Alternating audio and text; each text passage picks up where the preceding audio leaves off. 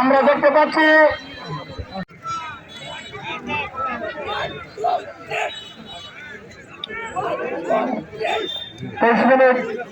আমাদের এই প্রতিযোগিতা 23 মিনিট যাবৎ চলছে।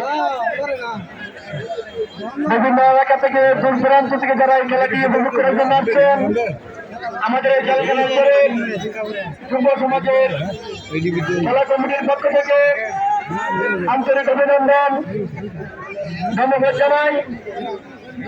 আমাদের আজকের সেমিফাইনাল পর্বের খেলা শেষ হওয়ার পর ফাইনাল খেলার তারিখ আপনাদেরকে জানিয়ে দেওয়া। আমরা দেখতে পাচ্ছি পূর্বপ্রান্তে দুর্গাপুর একাদশ, পশ্চিম প্রান্তে রীতাগঞ্জ একাদশ।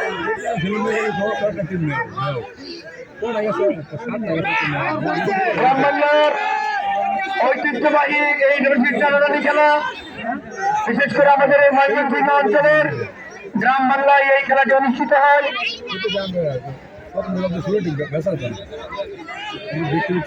বাঙালি জাতির পহেলা বৈশাখ বিভিন্ন দেশের জাতীয় উৎসবে এই খেলাটি আমরা বিভিন্ন জায়গায় অত্যন্ত সুন্দর দৃষ্টিনন্দন খেলাটি আপনারা উপভোগ করছেন। আমরা সবাই করতালির মাধ্যমে উভয় দলের খেলোয়াড়দেরকে অভিনন্দন জানাই।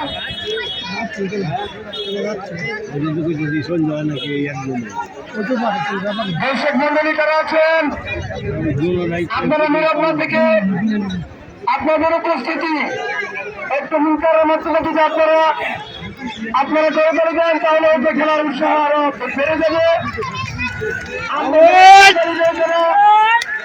আরো প্রতিযোগিতা এখানে পরিবেশিত হয়।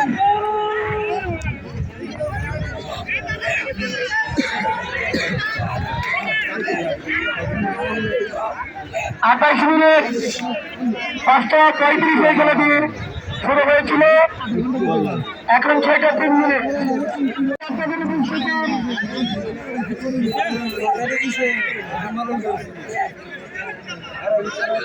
আমাদের এই খেলা প্রায় 35 মিনিট যাবৎ চলছে এই প্রতিযোগিতা।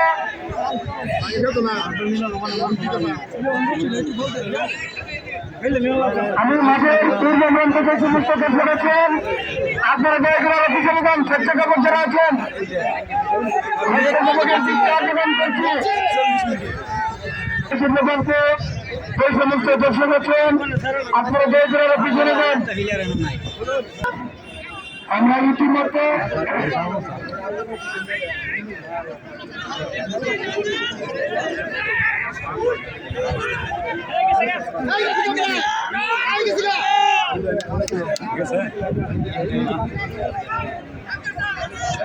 ইতিমধ্যে 35 মিনিট অতিবাহিত হয়ে গেছে।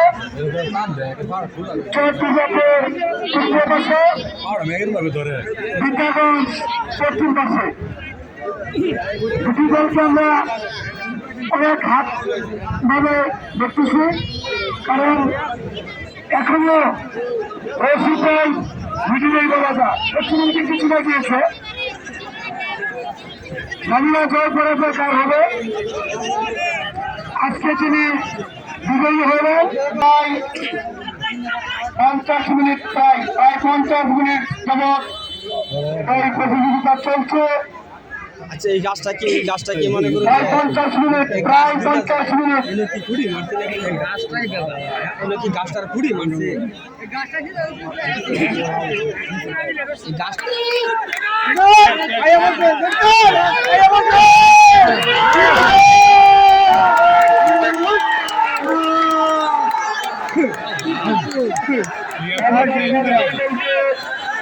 আমাদের আরেকটি খেলা এখানে শুরু হবে, তাই আমরা অনুরোধ করবো তাকে প্রবেশ করবেন না।